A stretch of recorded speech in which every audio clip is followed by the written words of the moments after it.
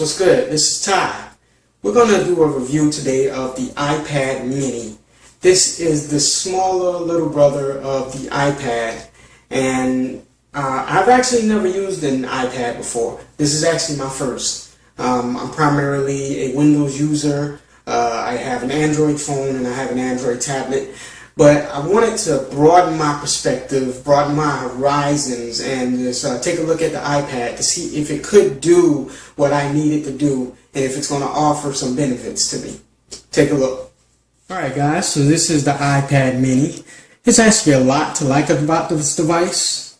Small size, I think 8-inch is a good size for a tablet. It's a 7.9 inch, and we're just going to turn it on right here to see how fast it turns on.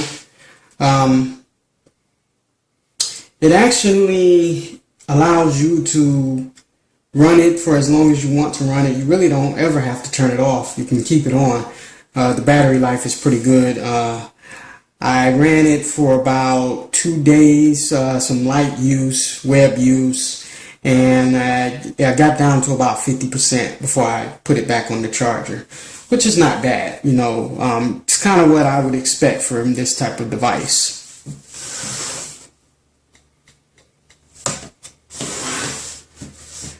But as you can see, this device is actually now running the iOS 7. When I first got it, it still had the iOS 6 installed, and I waited a couple days before I upgraded it because, as I said earlier, I've never used an iOS iPad device. The closest I've gotten to this was an iPod Touch, one of the first iPod Touches that came out. I believe it was the 3rd generation, and that was about 3 or 4 years ago. So getting the iPad is kind of reintroducing me to the iPad world again, the iOS world again, and it's actually very different. What I've learned is you kind of have to look at the iPad from a different perspective. It's very different from Android and Windows devices. But it does have a lot of things to like about it. One of the other things I do like is the fact that it is the perfect size for reading a website or a book. For example, you have the Safari browser down here, and this is the main browser that you're going to use on your iOS device. So when I open this up, and it's taking me to a web page, I was just logged into the Regent website. Let's see if I go to the home page, see if you guys can see this. You can barely see it, but a 10-inch device is great for reading web pages, but it's kind of awkward. So the 9.7-inch standard size iPad, although it's great with the large screen, it could be a little awkward with holding it in your hands a lot. But with the mini 7.9-inch, it was great to hold in my hand. I can hold it in one hand. One of the other things I like is reading ebooks. I like the Kindle apps. I use the Kindle app in my Android, and I use the Kindle app in my Windows devices. So I wanted to download it for iPad to see how it operated with the iPad. And one thing I noticed with the iPad that is not available on Android or Windows is the fact that it allows you to highlight a little differently. So let's say, for instance, I want to highlight the Bible has always been central to the life of the Christian church. Let's highlight that. Bam, it's highlighted. There's nothing extra that I have to do. And if I want to change the color of the highlight, all I have to do is click on it, hold it down, turn it color. Or if I want to use a certain color for certain things, I can use a certain color for certain things. And that is something that I was looking for in an app on Android. But I wasn't able to find any e-reading apps that would do that. And the Kindle app on the iPad is the only Kindle app that actually gives you that option. I'm not sure if it gives you that same option on Kindles, but I would imagine Kindle will want to use the best features for their own devices.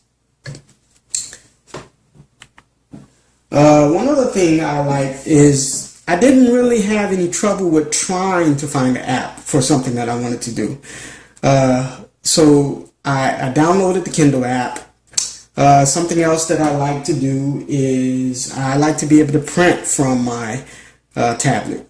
So I have a Brother printer, and I was able to download Brother iPrint and Scan. This is something that I also use on my Android device. Excuse me. But with this one, it allows you to either print a website. So if you want to print something from the web, you click on web, and then you use the app's browser to go to the website that you want to go to. Let's just do a search. iPad.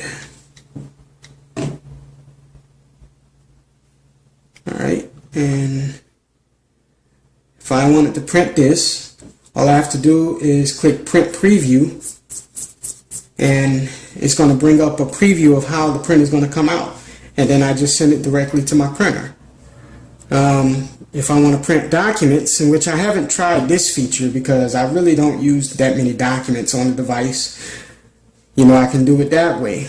Photos, and it was easy to actually connect with my printer. Only thing I had to do was go down here, down the settings, and when I'm in the settings, I can select my printer. Just as long as my printer is on and connected to my network, the tablet recognizes it. And this was probably one of the easiest connections that I've had on any of my devices.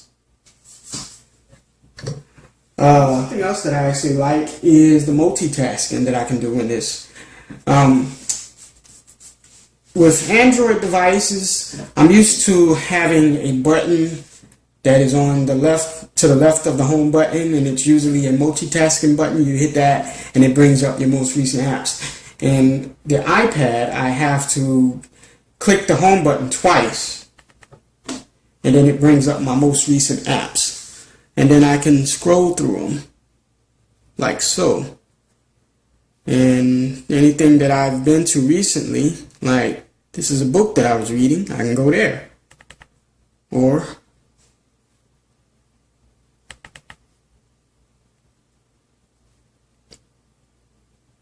go to this website.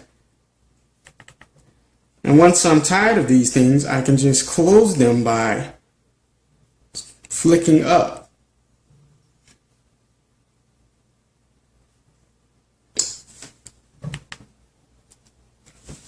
So that's pretty good. The price of this thing is not too bad either. I mean, at $329 for 16 gigabytes of storage, comparing that to some other 8-inch devices, that's about the right price to be at. And many people are not trying to spend $500 for a tablet anymore. So they're going smaller because they want to save some money. And like I said earlier, the smaller device in many cases is just a lot easier to handle. One of the other things that I do like, this is something that came with iOS 7. It was not available when I had the iOS 6. But I can change this background. Right now we're using a background that came with the iPad. This is a stock background. But if I go into settings, and I go into wallpapers and brightness, I can choose whatever wallpaper I want to use, and it actually gives you the option to go with something that's dynamic. That means it's going to be moving in the background or still. And I really don't use the dynamic ones because they usually take up a lot of battery power.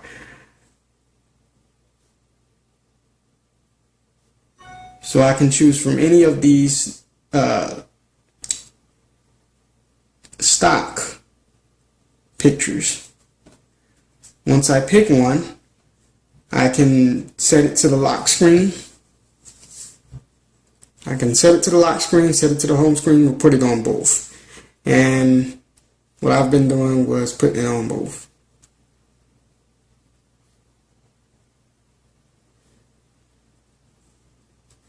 Sometimes it takes the iPad to do things a little slow. I think the processor is not as fast as it could be. That's one of the cons.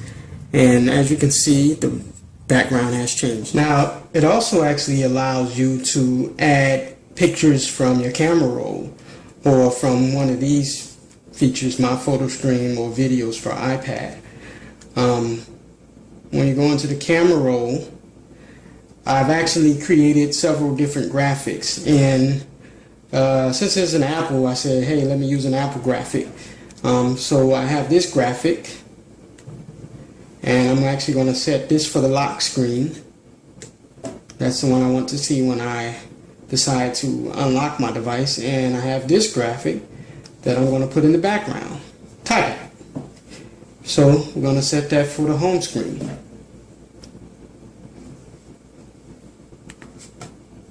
Have it on the home screen.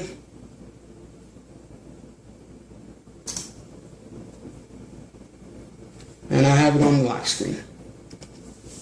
You know, this is something that we've been enjoying on Android for as long as Android has been out. As long as I've had an Android, I've been able to change the background. But this is a caveat for iOS users now to be able to add a little more personalization to the iPad. I'm not sure why Apple took so long to do this. It seems to be a basic thing. Something else that's different with iOS 7 is if you, in the previous version, when you scroll to the left, all the way to the left, it would bring up search.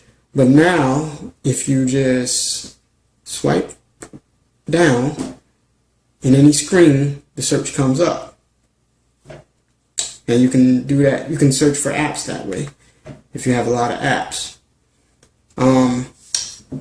I see the iPad as a destination device. It's really simple. There's nothing really going on any of these screens. But what's going to make it great is the apps that you download to it. So I decided to download iMovie. And I used the iMovie to edit one of my most recent videos that I posted on YouTube. It was for the Acer Iconia. And it took a little while for me to figure it out, but once I had it figured out, it actually worked pretty good. And you will find that there's many other apps that you can download that will work well for the iPad, and it has some type of accessory attached to it. Like there's a Square Reader cash register that you can get. There are some music devices that you can buy that has an app that accompanies it, and when you install the app to the iPad, connect it to the music device, you can interact with the music device through the iPad and vice versa. So those are pretty good things. Now, there are quite a few cons that I had to note with the iPad. One of the major cons to the iPad, as you know, is not that many buttons attached to it. You have your home button, your two volume buttons. This switch actually turns the volume on or off, and the power button. So if you are in an app, there should always be some type of touchscreen button. But many times I find it difficult to find the touchscreen button. Like, let's say, the cloud browser. This is something that I've been using. Now, I have my Dropbox connected to it, and if I want to go into any of my folders,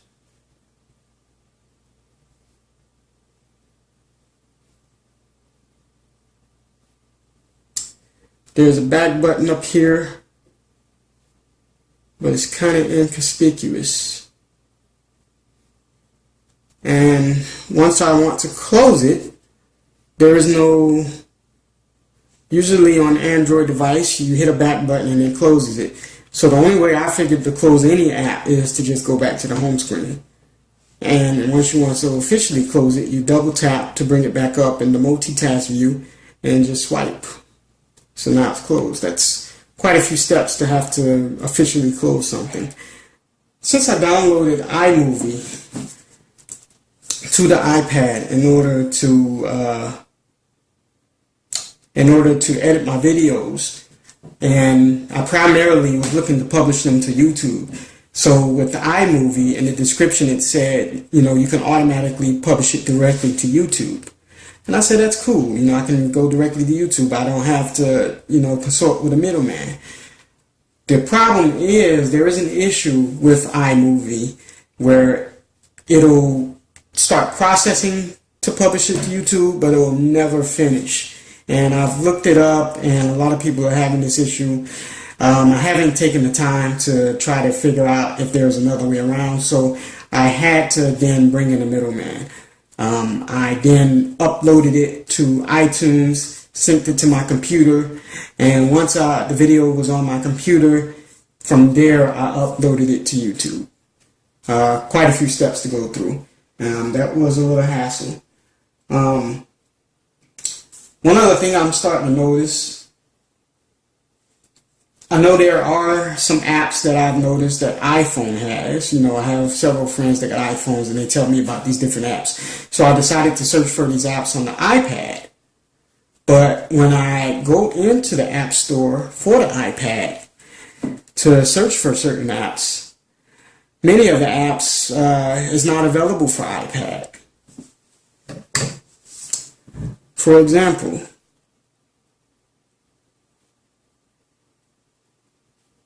I searched for Microsoft Office.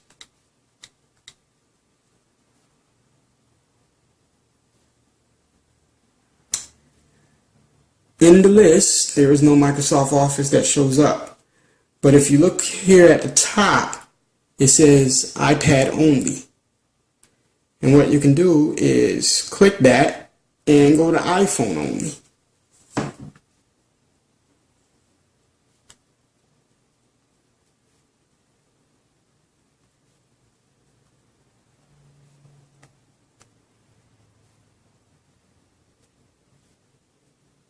And it actually still does not come up. It doesn't come up in the search, but nevertheless, what I found was the Office Mobile. And this Office Mobile, it allowed me, this is made for the iPhone, but it allowed me to download it to the iPad. That's good. The only thing is, when you open it up, you get this big black bar around it. And the things on the screen are kind of big. So it makes it look like it makes it look like an oversized iPhone app, in which I guess that's basically what it is because you're using it on the iPad.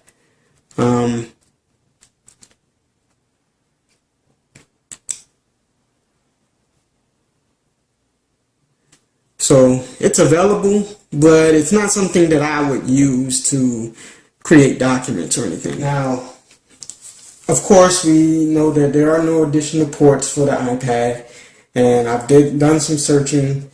I figured there may be a dock, at least, that would have a USB port on it, but what the Apple representatives are telling me is the technology is different. Of course, again, I'm not an iPad or iOS person. I'm not an Apple person. So I have not taken the time to figure out what it means to know that the technology in the iPad is different from an Android device, so you won't be able to add any type of USB to it. Just hasn't been that important to me. But just knowing that it's not available, that just puts me back in the mind frame that I have to look at the iPad as a different type of device, and I have to figure something different to do with it. But one of the major things that kind of was frustrating with using the iPad, I've always known that this was the fact, but to actually try to use it efficiently, it was very difficult. The point that I'm making is you have to go through iTunes in order to install anything on the iPad. Now, I can recall back in the day when the iPhones and the iPads first surfaced, you actually had to connect them to iTunes to activate them and set them up. That's actually not the case with this one, or I can imagine any of the later versions of the iPads. As soon as I turned it on, I was able to set it up directly on the iPad. So I would say that is an improvement.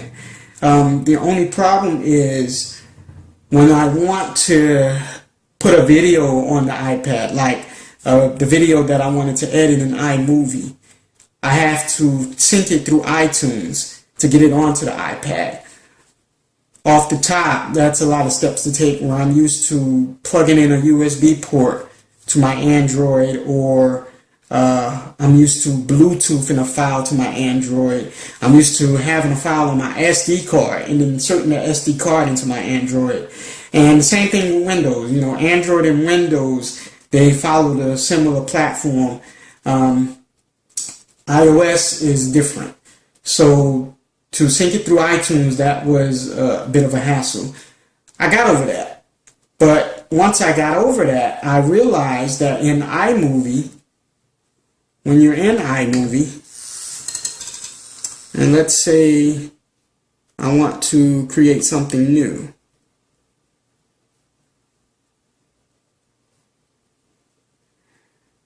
There's a button over here, touchscreen button, where, this button, this music button. Okay, when you bring that up, it shows you all of the files that are in your camera roll. Now, automatically, when you sync your iPad to your computer and you're syncing videos, it automatically by default puts your videos in a video location on the iPad. But iMovie does not recognize the video location. It only recognizes what you put in your camera roll. And, you know, it was my understanding that camera roll would be for photos, not with the iPad. It can be for anything. And basically, anything that you want to use in iMovie or any similar app, it's going to go through the camera roll. And it actually took me a while to figure that part out. You know, I fumbled around with iMovie and another video app for a few hours before I decided to do a search to figure out how to get my videos up here. And the general consensus was the only way was to go through the camera roll. So I had to connect my iPad back to the computer, resync it, but then to sync it where my video is going into my camera roll. And I actually had to put the video in my folder, my photo folder on my computer in order to sync it to the camera roll. That's the only way I figured out to do it. It was a little frustrating. But all in all, even though it has these cons, I think that what the iPad can be used for, it's good at it. It's good at the ebooks. It's good at viewing websites. It's good at many of the apps that you can get for it. And you can use it as a destination device, meaning this device would be destined for a specific application, for a specific program, specific purpose. And using it for that purpose alone makes it worth it. Again, my name is Ty, and this has been a review of the iPad mini. Thanks guys for watching my video, and God bless.